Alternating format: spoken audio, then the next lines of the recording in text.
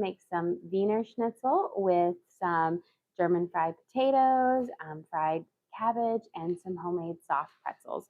So we're kind of doing a little bit of a German theme because we're going to be doing our German yum box that we got, which the kids have been asking for. And what better to do on a snow day? So we've got lots of little German snacks and treats that we're going to try out. So we've, of course, got to have a little German meal to go with it. So let's start by getting our potatoes dropped in there boiling for our German fried potatoes. Essentially what we're going to do is you're going to take a nice kind of waxy potato like a Yukon, a new potato, red potato. You'll boil them, and then we'll, after they've boiled for a little while, nice and tender, we'll dice them up, and then we'll fry them with some bacon and onions and add some green onions and salt. So it'll be delicious, but we're going to get them boiling first, make them kind of tender. So it's kind of a mix between a boiled and a fried potato. And in a little bit, we'll shape up our pretzels and we'll boil those off and bake those. But let's get our Wiener Schnitzel, which we're actually going to be doing pork chops instead of veal. But we're going to get those prepped and ready for the dredging part. So I've got 8 kind of pork chops here. We are actually going to fillet them, or more like I'm going to butterfly them so they're a little less thick, and then we'll pound them out. So I'm just going to kind of cut them right through the middle, and then I'm going through that fat vein side to kind of separate it up, but not all the way through because I'm leaving them fairly thick or fairly like big, so that when I pound them out, we'll have this nice kind of big piece of schnitzel. So we'll go through that, and I'm going to fillet them. Now you can always cut off this fat strip at the end as well if you want to. I'm going to add it on there, keep it on there. We'll add a nice little touch of flavor when it crisps up since I'm leaving it on the very end. You could also do this dish with chicken as well, or if you have veal, veal works wonderful. That's the original. Pop it there. So we've got 2 down. And kind of get these going. And that way, again, with Wiener Schnitzel, you want to, with Schnitzel in general, you want to, we're going to pound it out, but you need to pound it out fairly thin. That way you'll fry it up faster and quicker. And the reason why you want to fry it a little bit faster and quicker is we are going to be putting a little bit of butter in our oil to give it a great flavor to it. A lot of times they'll cook it up then straight, like in a nice clarified butter. But I don't have any clarified butter today, and I really didn't want to go through the work to melt it and clarify it. So we're just going to be kind of adding a little bit of butter to our oil. So we still get those flavors, but I don't have to worry so much about the burning of the milk solids. There we go. So part of them down, 4 left to go. And you could also just, if you want to keep smaller, you could buy those thin pork chops that you get, the thin cut ones at the grocery stores. Those work as well. But, you know, it was Snowmageddon here, which is really had turned into Ice-mageddon. And this is kind of what we have.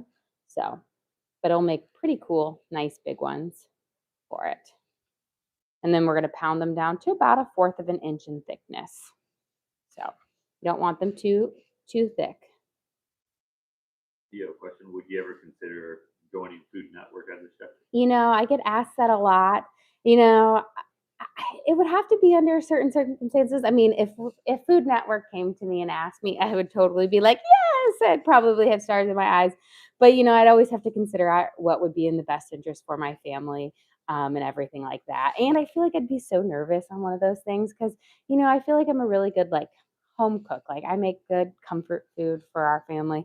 I'm not like super into like making it, you know, like bougie presentation. I'd have to work on my presentation game because that is a really big component of, you know, that making it look beautiful. I'm going to cut this one because it's a pretty thick strip of fat. So, I mean, you know, if they ever came, I would, you know, I'd probably, you know, find a way to make it work, maybe, depending on what the show was. But I don't know. It's such a daunting thing. What's your best tips for making pork tender? So for pork tender, if you're gonna not do like a fry up on it, I find that you want to use some sort of like a marinade that has some sort of like acidity to it. I love to use Worcestershire sauce, but you could also do like an Italian vinaigrette, something that will help cut through the natural fat in pork, which will break it down and make it nice and juicy. And then the second thing is you just can't overcook it. Pork gets really tough really fast if you overcook. So just being really cognizant when you're cooking it for it. Okay, we've got ours filleted up here. Now we're just gonna use our little mallet here and we're gonna pound them out. Um, Again, if you want them to be really pretty, you could put it between two pieces of parchment paper and then kind of hammer it out, but this works just fine. There we go. But again, nice thin strip like that. So as you can see, they are going to grow inside. And this will allow them to cook up nice and thin and evenly and quickly when you're doing it. So that's also the beauty of it. This will also, the tenderizing of this will cause it to get nice and tender as well.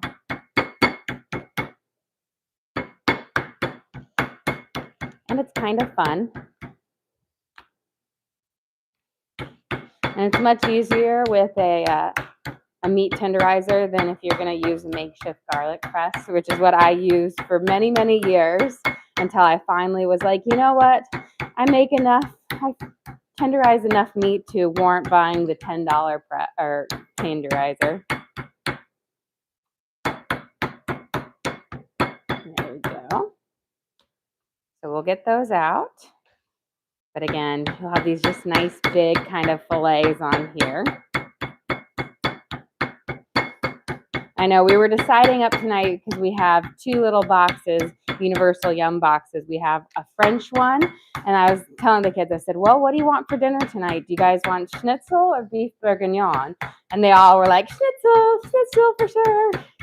So I was like, Schnitzel it is. And then tomorrow we'll probably do beef bourguignon and do that.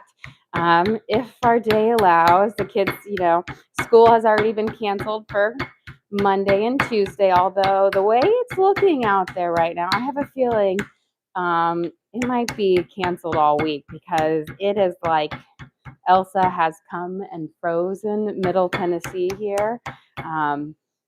There's seen like videos of some neighborhoods that are like tree after tree are down. We've been really lucky. We still have power.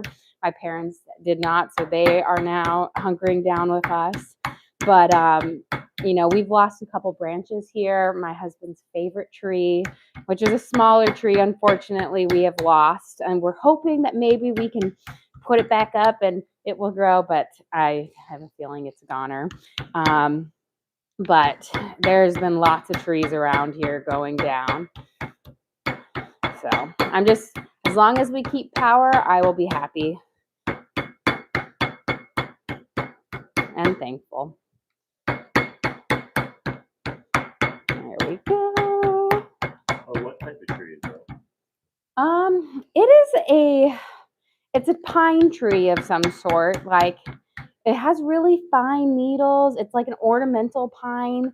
It has really little ones, but I don't know, it's such a pretty tree and it's cute. And it's one of those ones that has been here probably with the house since it was built. So it's like 40 some years old, but it doesn't grow very big. And it's just was such a darling, cute tree that birds always were like right there when I did my dishes. I could see, there, or my husband did the dishes, he could look at his little fat birds that were there, but unfortunately, I'm not sure. And you have a question. What is Schnitzel? Schnitzel is a breaded, typically it's Wiener Schnitzel, which is a breaded meal cutlets that have been pounded thin, and you dredge them, put some breadcrumbs, and then you fry them up in like a butter mixture. And so they're essentially like a fried cutlet, which are delicious on there. So I've got those pounded out on there. Let's get our pretzels going. That way we come back, we'll get those dipped and ready to fry. But yeah, because we won't need that much time for it. Okay, let's get our pretzel dough out. Have it proofing in my oven. This is just a basic yeast pretzel dough on here that we have nice and kind of puffed up inside.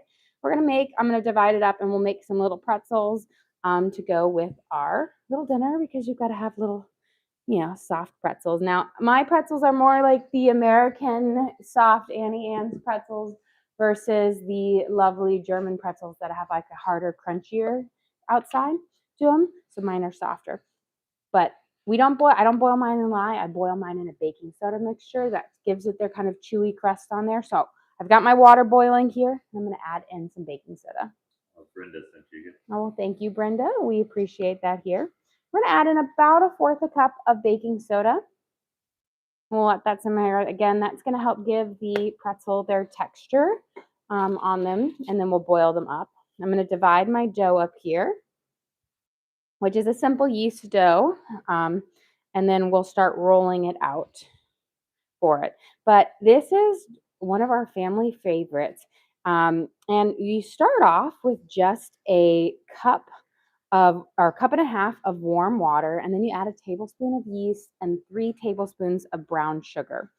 And from that, you I'm gonna cut these. We'll do 16. We're gonna do smaller ones today.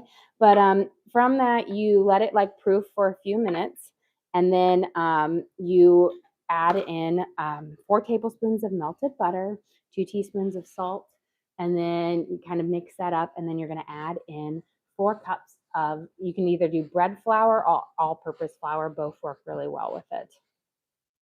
And then I'm gonna roll them out on here.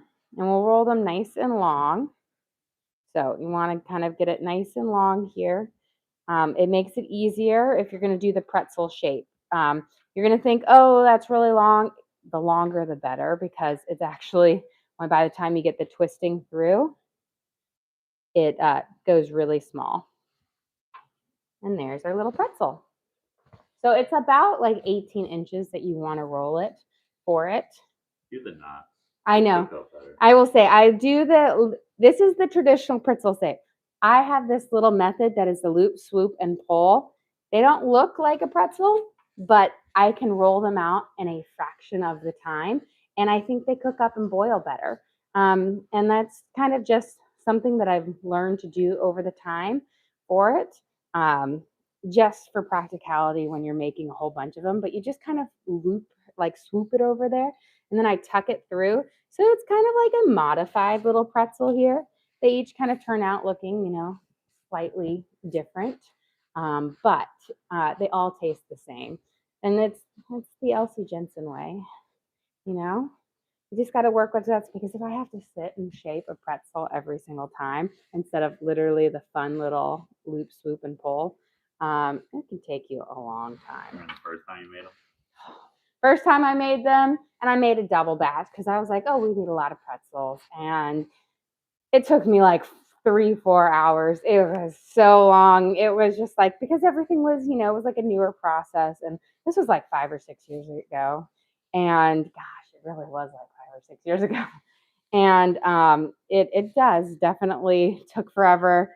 And then I was like, oh, I don't know if it was worth it. But now I have gotten to the point where I can get this out, like, because the dough you make up and then you just let it sit, but I can get it out really fast versus that initial time. But the initial one was, we're going to be very methodical. These were going to be perfectly shaped pretzels. Everything was, and then I'm like, you know what? Life happens. And sometimes efficiency is better than perfection, especially when we all just want to eat delicious, warm, hot pretzels. And we're going to have to boil these anyways, and then we'll bake them. But I'll get them rolled out, and then we'll get them ready to boil. Now, sometimes the beauty of this recipe is sometimes I will make really big pretzels. Sometimes I make smaller pretzels, or in the middle. Most of the time I'll make like 12 pretzels. I'm making a little bit more so that we have more options, so you don't have to commit on a big one. Sometimes I use this recipe to make pretzel like buns, which are delicious. And instead of doing like the loops and pull for those, you kind of shape them in like a little glob that looks like a bun that will bake up. But these are just so delicious. There we go. And then when they're done, after we boil them, we'll brush them with an egg wash, which will give them that nice kind of shiny, kind of brownish color on them, which will, make them look a lot like a pretzel. And once you boiled them, boiling is not cooking them. It's really just giving them that nice pretzel skin on them. You have to bake them. I bake them at 450 for about 8 minutes.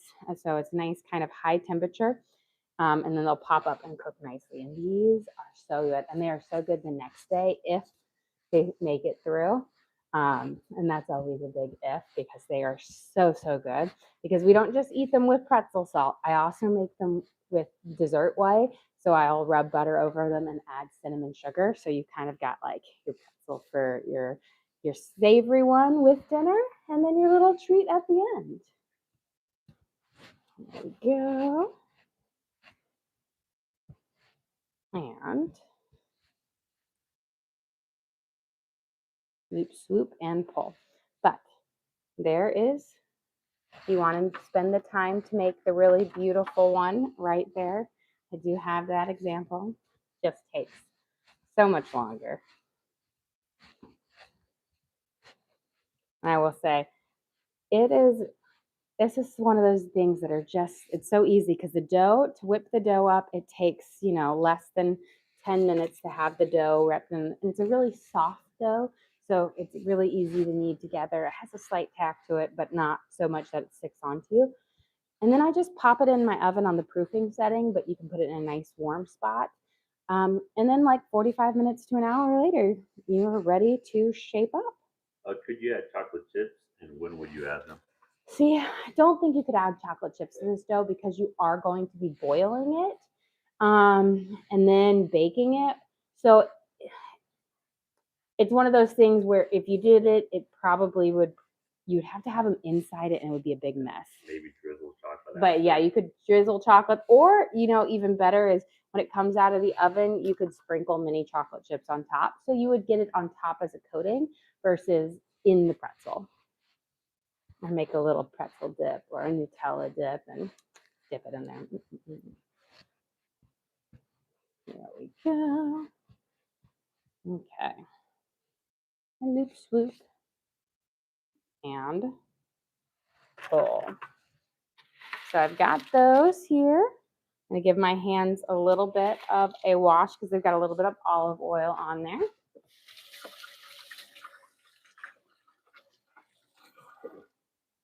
And then we're going to start boiling these guys off. I'm going to grab my slotted spoon that will help me put them up and out of the water.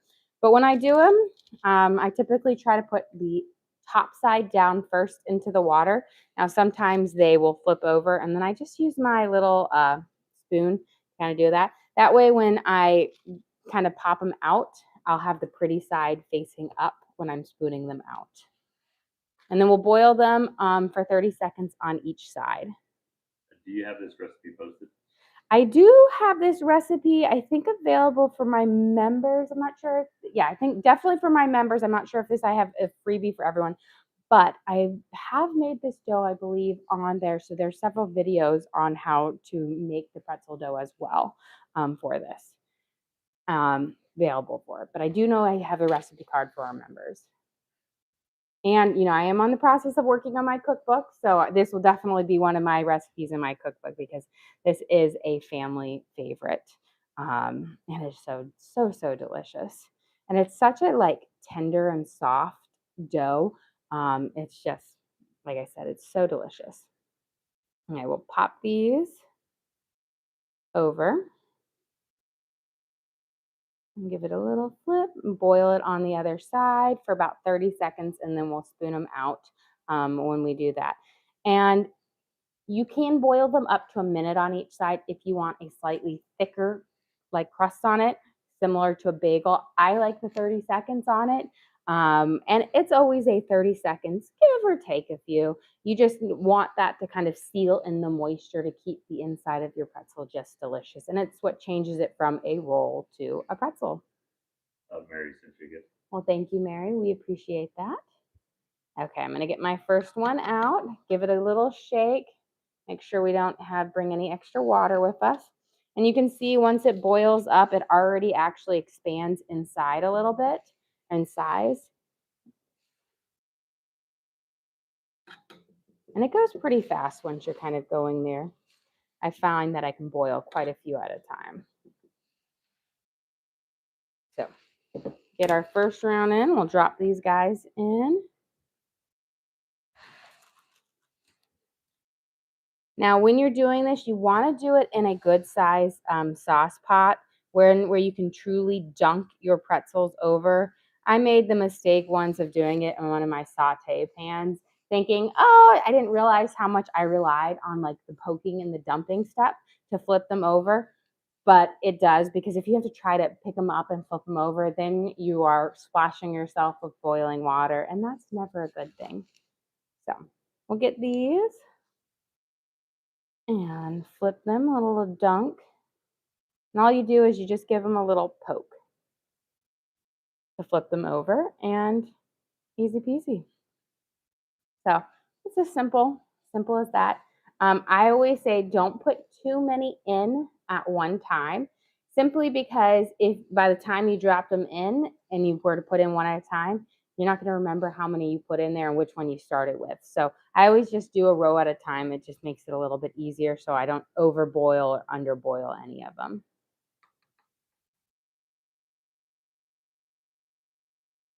There we go. And again, always shake off a little bit of that extra moisture. It always looks a little dimpled when you're coming right out of the water right now, but when they bake up, they'll expand and have a nice smoother like kind of top on them.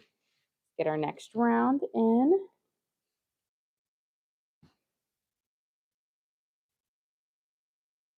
Slide these guys. And where is that little pop up for it? But the process is it's actually kind of similar to making a bagel in the sense that you boil off. My main difference is when I boil my pretzels, I boil them in a baking soda bath. But when I do my bagels, which are a sourdough bagel, I boil them in a honey bath, which gives them a really rich kind of color to their the skin of the bagel. And a slightly different texture, but not much different. I'll get that here. And give it a little pop. if he gave you a bear hat. Thank you.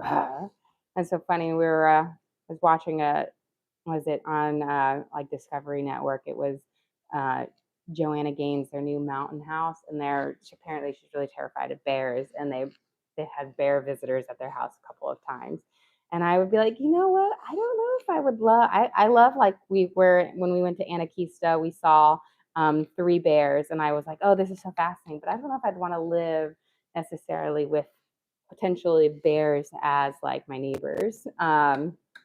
Because if they found our trash, they would probably become really close neighbors. They'd be like waiting outside our window and be like, where's our plate?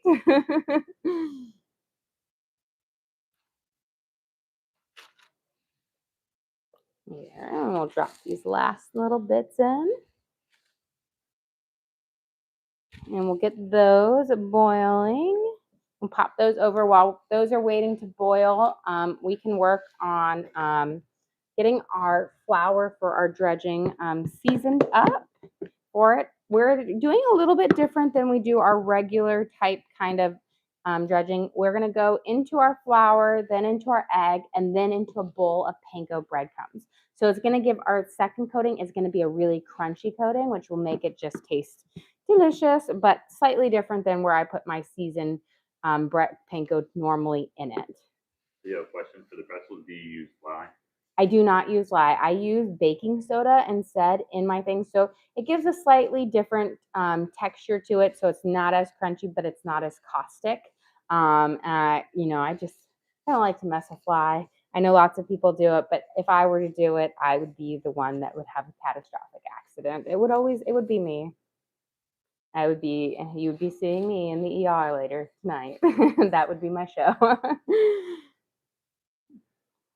So baking soda, and the nice thing is baking soda is something that pretty much everybody has in their cupboard. Lye is something that is a specialty ingredient that you have to typically order because you can't really just find it at your local grocery store. So I like to use things that I have lying around versus having to have specialty ingredients. There we go.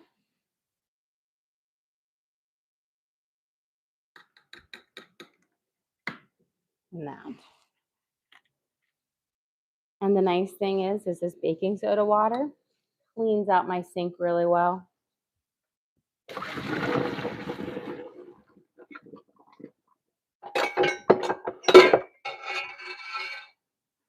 Okay, we're not gonna pop them in the oven just yet, but we will brush them with a little bit of egg wash. So I'm gonna grab a little bowl right here, and I'm gonna steal one of these little eggs because I don't think we'll need. And then we'll mix in about a teaspoon or so with our egg. So we have a little bit of water in here.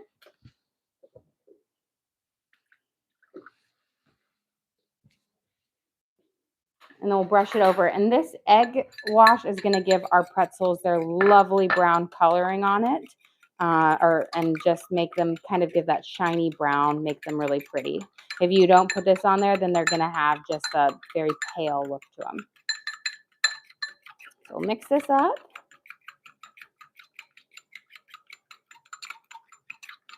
There.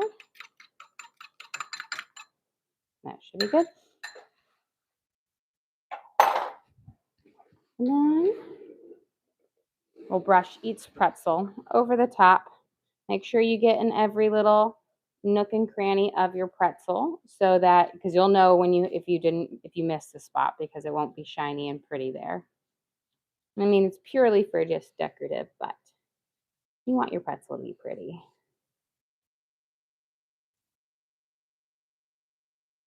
So brush these guys around.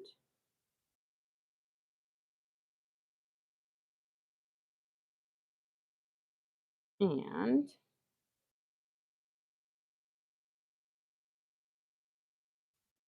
it off on here. We've got our nice little, they boiled them off. And again, this is a yeast dough. These aren't sourdough pretzels. This is one of those recipes where my son was like, you cannot change this at all to a yeast or a sourdough recipe. And I've been tempted to try to make some sourdough pretzels just to see if he would like them, but this is such a family favorite that I'm not going to even attempt to change this recipe. If I do something, I'm going to do something completely different. Maybe just do like pretzel bites or something. But again, I think that's a nice thing. I always like to change it up to where I have a good mixture of both yeast and sourdough recipes, trying to change it up. So, because they're slightly different flavors and on there. Like my son, I'm going to grab that little snotty piece of egg. There we go. He really loved. I made like mock Texas Roadhouse rolls, and he loves a good yeast bread because he likes the softer crust versus the crunchier crust. And he always talks about how the sourdough has a sour flavor to it. And I was like, I mean, it does a little bit. That I think he can really taste it. Just some people have stronger taste buds. So he really loves anything I do with yeast. And he's told me, he's like, you can't change your cinnamon roll recipe. And you're not allowed to change your pretzels or my saffron buns. Those are my 3 recipes that he was like, you cannot change these at all. Okay. Got them. We'll pop these in the oven in just a second, but I want to get this kind of dredge going and at least get a couple of them popped in and heated up. So we put in about a cup there. This again is going to be fairly simple. in the flavor kind of processing. Instead of an egg wash, could you use chicken stock? No, the egg wash you really are going to need for the shiny coating on it. It's just like a brioche spread. It's going to give you a little shine to it. Chicken broth, or I've seen it with milk or whatnot, will give you a little bit of a brownish color to it, but it's going to be a matte color. This is going to give you that nice shine. We're going to put our panko breadcrumbs in here.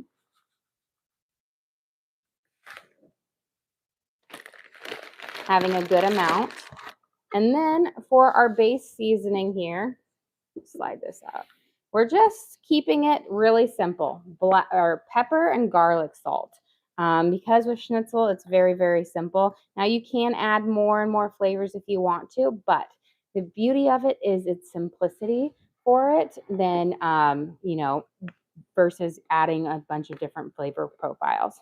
So I'm sticking with just the garlic salt and the black pepper. I'm adding a good amount because I need to season it up well. But this, and then we're going to be cooking it in oil and butter mixture, which will add another level of flavor to it. So not going crazy like I do when I do my other chickens or stuff like that. More simple. And of course, my little Yums, Universal Yum Socks came with German mustard, which is suggested to use on it. I'm going to have all my kids try it, but they don't really love mustard, so we'll see. When I first saw it and I was looking at it, and I was like, because this looks like the tube of caviar that my mom loves to eat, and I was like, oh, they gave us caviar in our box. Good thing it's not, it's mustard. But that was my first thought, which would be a really bougie box. Okay. Let's get a little bit of our oil heating up here. So, question: did you get any snow or ice?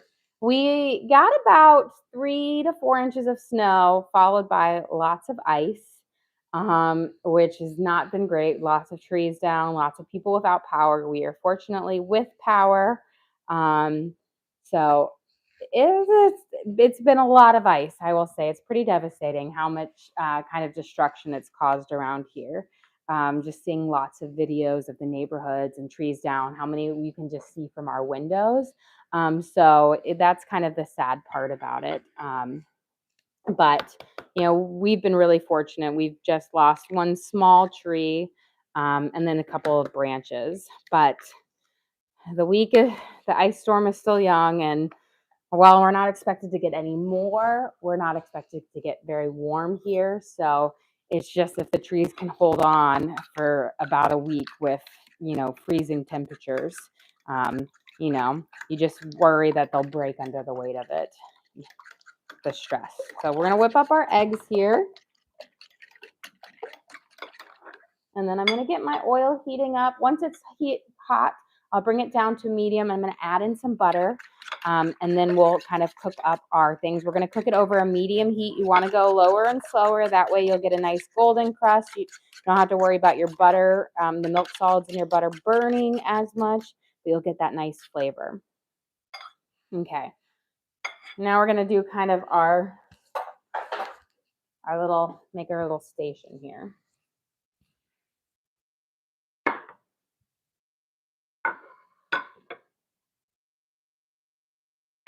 So I'm going to go through.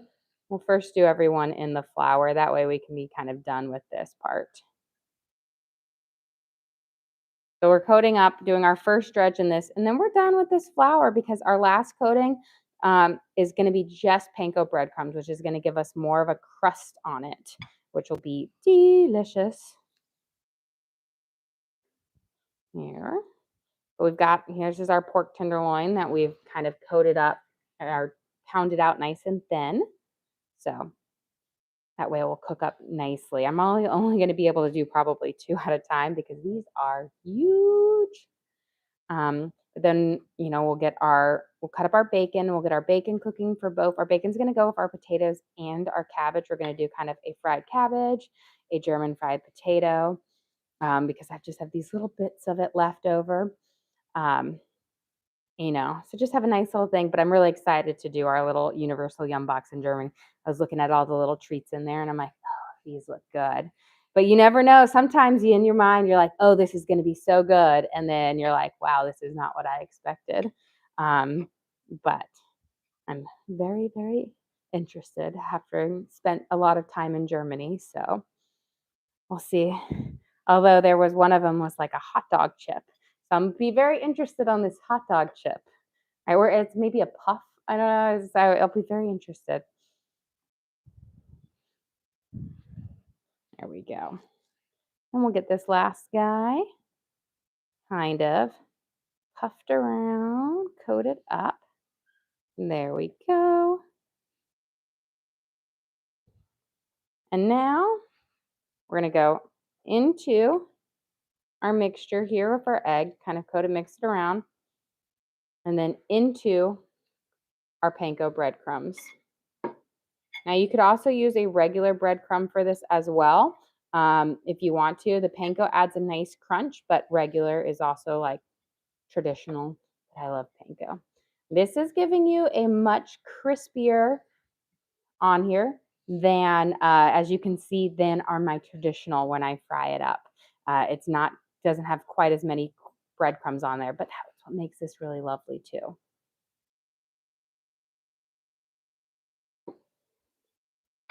There we go.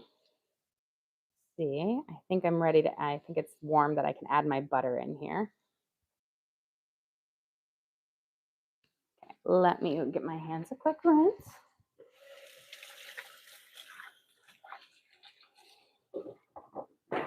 Kind of do this in stages because I think I'm ready to add in a little bit of butter. It feels like it's nice and warm. Here. And this is going to add a great, nice flavor to it. So I'm going to turn my pan down to a medium. And we're just going to put, I don't need a whole lot of butter. I'm not going to go crazy on it. But we'll put it in there and let it melt. I'm going to put in about, I want to say 3 tablespoons or so. Just going to break off another little chunk. But the milk solids, the butter flavor is just going to add a really great flavor to this, which will be absolutely lovely. But it helps it to where you don't have, you can fry, a lot of times they fry it in just butter, but you need to use a clarified butter because you do have to worry about the milk solids. This allows you to heat it at a slightly higher temperature, use a lot less butter, but get some of that great butter flavor in it. I'm going to pop my first ones in. And these should cook up fairly fast because they are thin. Looks like we have just enough room for 2. I'm going to rotate my pan just a little bit. And we'll go through and we'll crust those up. I'm going to get my other pan over here. We'll get some bacon going. That way we can get our potatoes frying up here in just a second. We're also going to use some of this bacon in our cabbage. My kitchen shears. And then we'll pop our pretzels in the oven here in just a second. I'm going to do, just cut it in half. That way I'll have this for my cabbage. And this in here. And so the potatoes, we'll add a little bit of butter too, but we'll have this kind of this nice bacon grease that our boiled potatoes, after we give them a chop, we'll kind of fry them up in here, and it will give them a really just hearty flavor.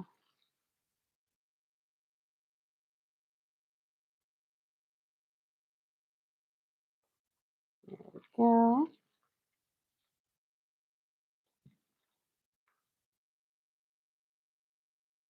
Get that.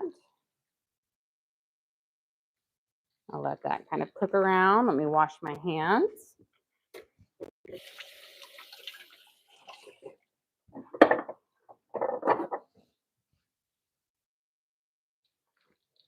And then let's go, we can pop our pretzels in there. They can bake up. That way they have a little minute to cool, because I find with the pretzels, you don't want to eat them right away when they're really hot because they're pretty piping hot when they come out. But if you let them sit for about 5 minutes, they steam out. Just kind of like a sourdough. Nice and high temperature, 450. And we're going to bake these for 8 minutes. Now, what I like to do is I'm going to set my timer for about 7 minutes and 30 seconds. I'm gonna come over here. We'll rotate it and then we'll bake it for a little bit longer because that back half bakes faster than the front half, and that way they'll get the nice perfect color on them. But again, it's right around 8 minutes, but when you open it up, you let out heat, and so it takes a little bit longer for it. Let's get this bacon going right here. I'm gonna check my potatoes, see if they're nice and soft and if they're ready for me to strain them. Yep, they should be perfect for me to kind of cut through. Yep. So I'll turn off my back burner, and then I'm just going to strain them so that they're cooled off and so that they're not so hot when I'm taking them out. Let me grab it. There it is. We're going to dice them up, but you want to have them boiled so that they're soft. It gives them a different texture than a straight up fried potato, which is really, really lovely. Can you go over what schnitzel is? Schnitzel is like a thinly pounded meat that you then dredge and then do in a breadcrumb coating. So it's kind of like a fried cutlet. We have pork chops here or a pork tenderloin that we hammered out nice and thin. And we then put it in our seasoned flour, egg, and then into our breadcrumbs. So it has just really great flavor to it. And get here. And when our nice and ready, we'll flip it over and on the other side. And get in there. Like to rotate.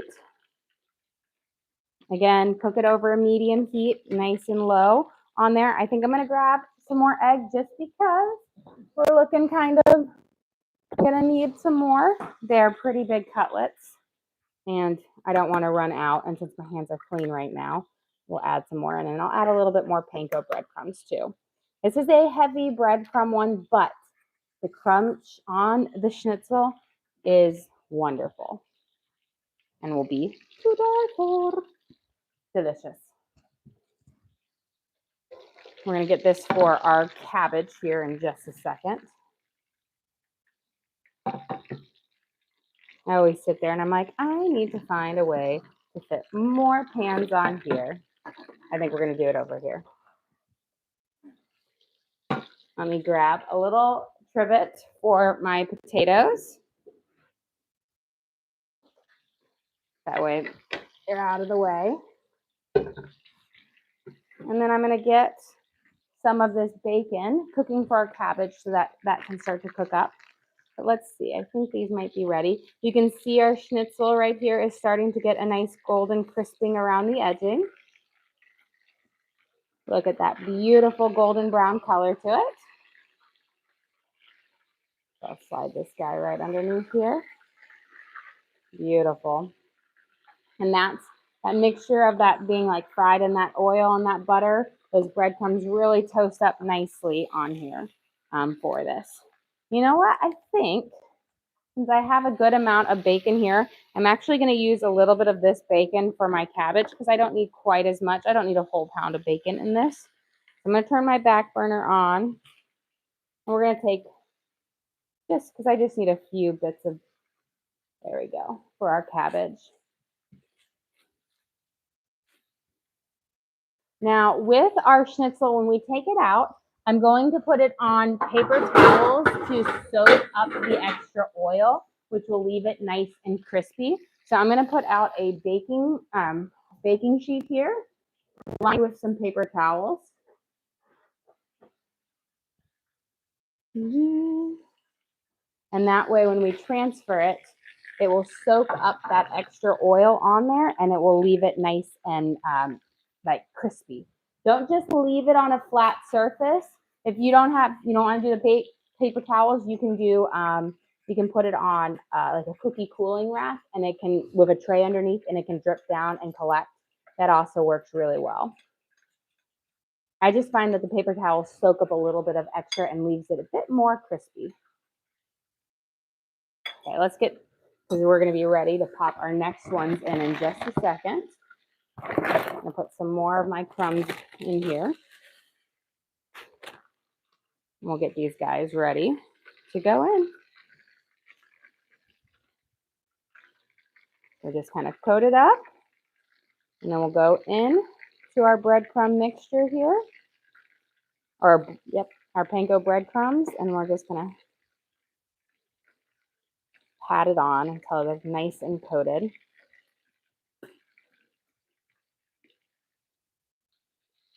Let's see, looking great. Again, don't go too high on your frying temperature because you want it to be kind of low and slow to get that golden temperature while making sure it cooks all the way through.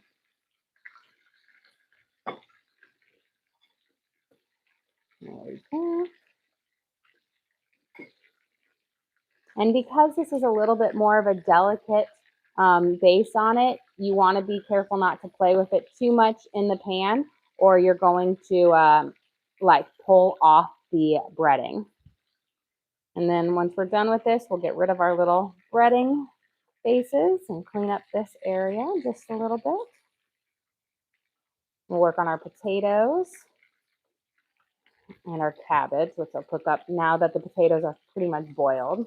And what kind of crumbs are you using?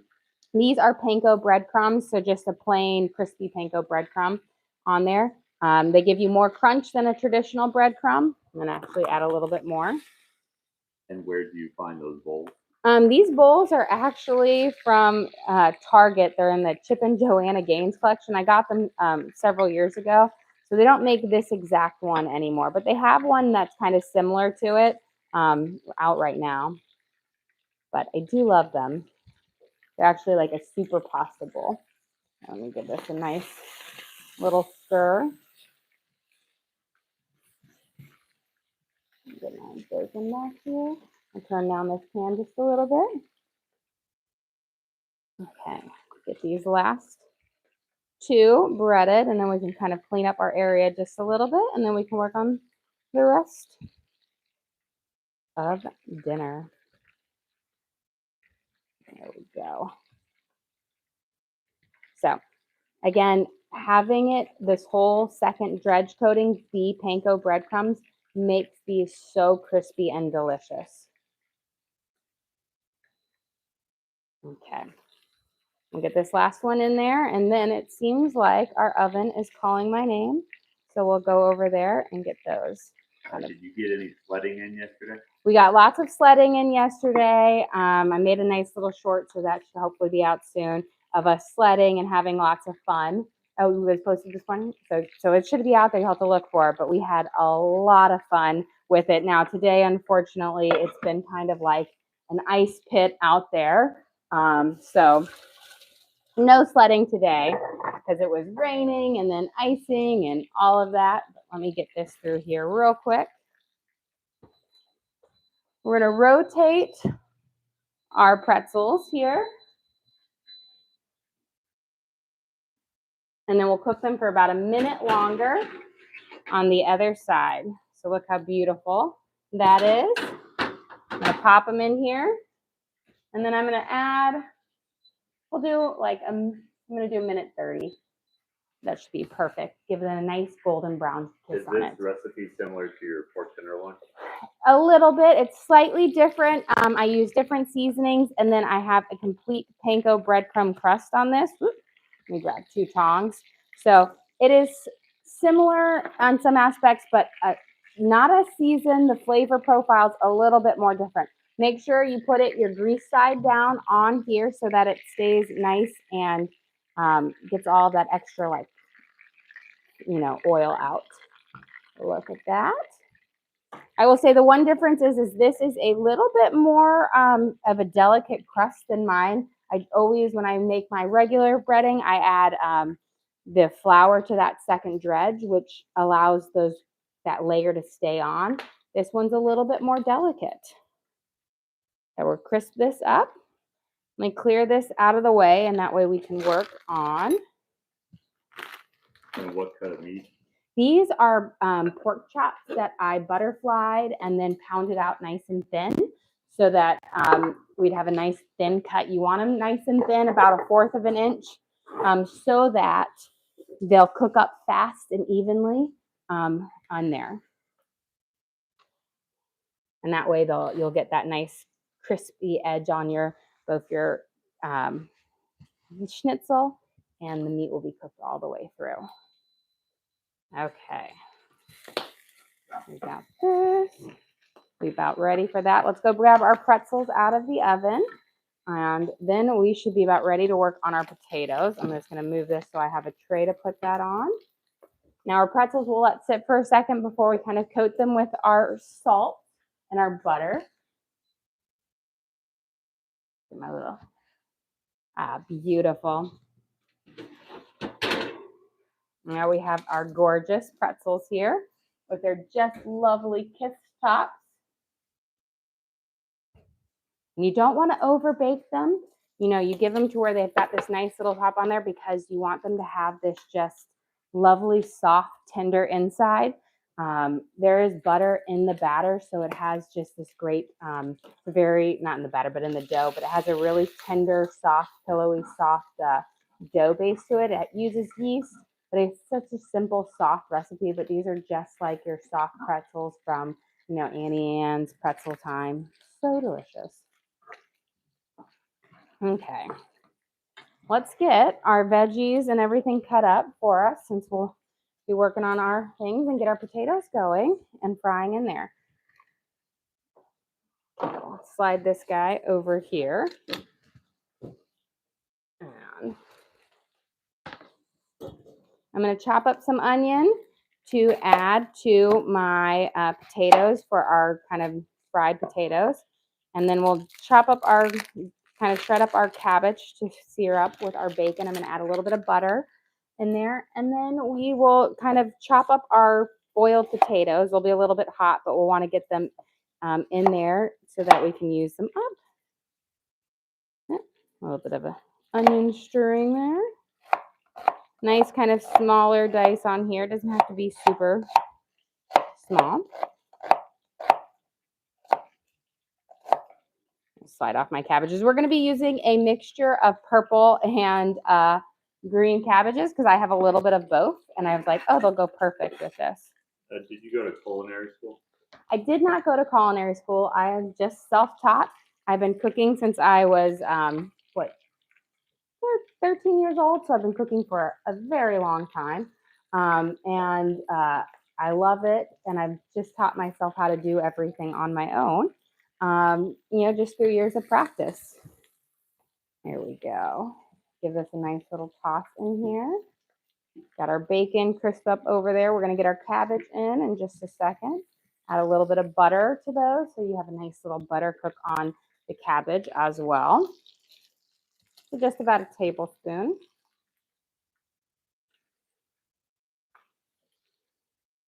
Need my knife. Get that cooking up. I'm going to rotate my pan. And then we're just going to chop up our cabbage. I'm just going to take off wherever the big stalk is because we don't need that.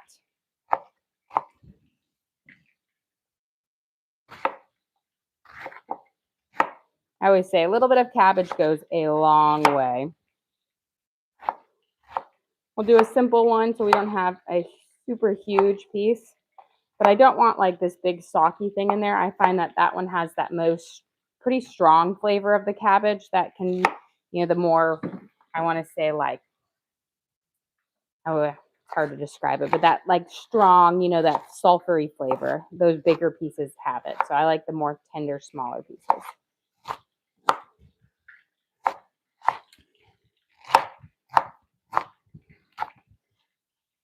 It should be good. I don't want it too small, but nice kind of bite-sized pieces. I'll throw this into our bacon and our butter, and we'll let it saute up. And grab that piece out. There we go. And that one. And we'll let those cook up. And then let me get my cabbage off of here. And we can work on getting our potatoes in. We'll give this a quick turn. Now the potatoes don't need a lot of cooking because again, we already cooked through them. So they are pretty much boiled through. You just need to chop them and cook them in that little bacon grease and that oil on there. So let's check on our schnitzel first, see if we are ready to flip it. Should have a nice golden brown color. I think I want a little bit more, so I'm actually going to rotate it and put this inner piece right here in there. Let's see. This one, pretty close. I think we're about good on there. So we've got that in here. Looking good, looking good. Nice and lovely.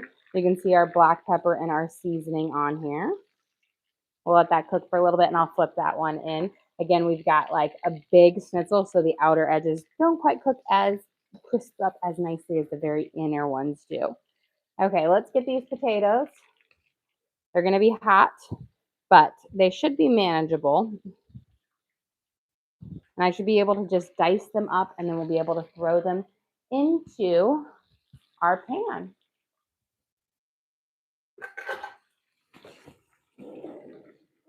Grab another little, put these up with our bacon butter in here. Give them a nice little toss.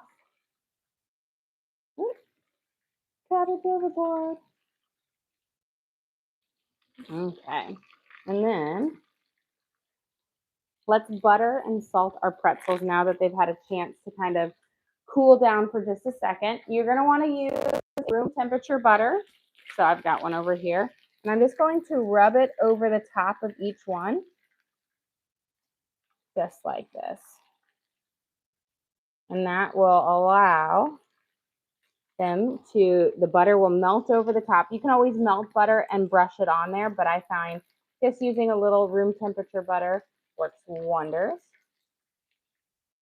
And then we'll sprinkle our pretzel salt over some, and then I will sprinkle cinnamon sugar over some. So we have, again, our mixture of dessert and savory salty pretzels. There we go.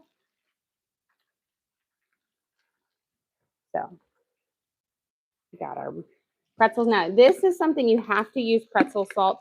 You can't use a different salt. It just doesn't work. But let me first, I'm going to check on my thing, see if it's ready to flip. There we go. Beautiful. Look at that perfect golden edge on there. That's what I was like. I think it's ready. Okay. Now we'll put our pretzel salt on. Sprinkle it over. Pretzel salt is very different than regular salt. It's not nearly as salty, so you really need it. Do your kids ever argue about how many pretzels they're allowed? Yes. Yes, there are. Actually, I think the argument is mainly between my husband and my oldest son because they are the great lover of pretzels on here, and they really, really do love them too much so that there is often a fight over who eats which pretzels, if they eat too many dessert pretzels or too many, because our rule is you don't take the dessert pretzel until you've had your one. And then sometimes, like a sneaky Teddy will come up and take a dessert pretzel and he eats all the cinnamon sugar off of the top of it and leaves the bottom part. And I'm like, oh, you sneaky boy. There we go. But this is where you have a little bit of both. You got your cinnamon sugar pretzel and your nice salty pretzel, and just perfect. You get dessert and your little bread both in the same one. Just perfect. Here we go. Let's get our cabbage tossed here. Wonderful. Pour it on there. And then we'll get our potatoes in. We'll flip them up. And we should be able to kind of plate up around. You guys don't have to sit through all of the schnitzel cooking on there. And plus my kids will want to come out and eat their schnitzel. It's going. But I'm just going to give my potatoes a nice little chop up here. Again, this is a dish where you really want to use, I'm using Yukon here, but a waxier potato that will keep its form. A russet will fall apart kind of in the boiling process. So stick with the Yukon, the new potato, red potatoes. Those all work wonders. Avoid the russets. There we go. And if you don't love the skin, you can always pull the skin is really tender right now that you could pull it off if you don't want it. But With the Yukon Gold, it is a very, very tender skin. So it's meant to, you can eat it on there. We're going to toss this in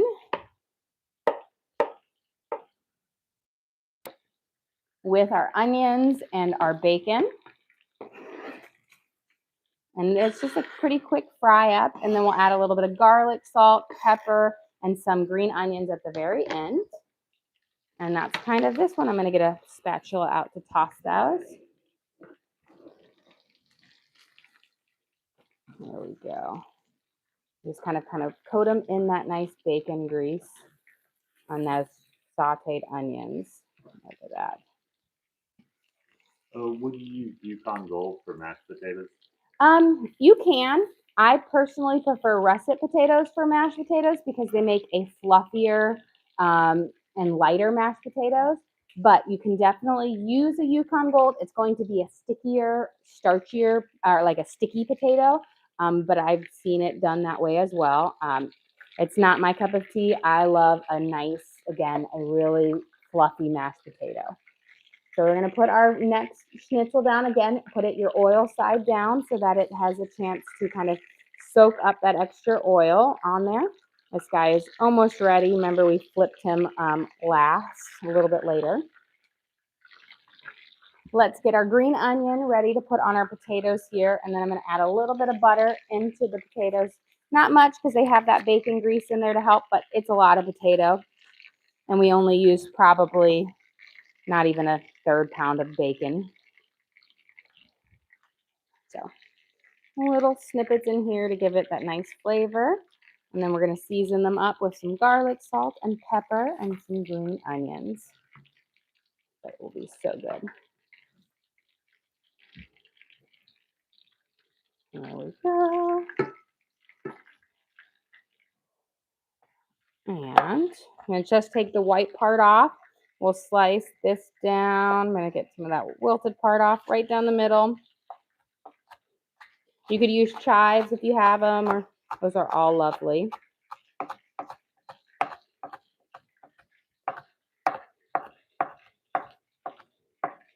That way we'll be ready to toss these on. Now with the schnitzel, it's also very common for you to squeeze some fresh lemon juice over it when you eat it. It kind of goes through that nice savory flavor of it. But we're just going to get these going. Next one down. There we go. And we'll have that fry up here. Let's get our garlic, salt, and black pepper we can season up, and then we'll get ready to serve up. So a little bit of garlic salt on our cabbage. And then we're going to do a little bit of garlic salt on our potatoes. And then a little bit of black pepper. And then these, give them a nice kind of scoop and flip because you want those crispy bases at the bottom, but you see that bacon, it's just going to be absolutely delicious. They'll be soft, but at the same time fried and so wonderful. Okay, so good. Get our cabbage here. Wonderful. We've got our bacon in there with our purple cabbage, and you can see it's got this just lovely kind of braised on our cabbage. It'll have this just wonderful flavor to it and be amazing. Okay. Well, I'm going to sprinkle my green onions over our potatoes, and we are ready to serve up at least our first round for it.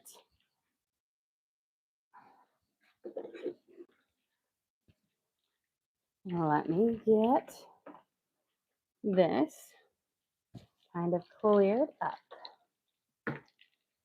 And then we'll be ready to serve up. And my kids are going to be excited for our box because, again, we were going through and peeking at it. I never let our kids quite peek through to see what it is because then they earmark what they want. And I'm like sitting here, so they always got to try everything, you know, without researching or knowing any little bit of what's going on in the treats. And there's an interesting one. I said they had some hot dog puffs in there or whatnot. Okay, let's start off. Let me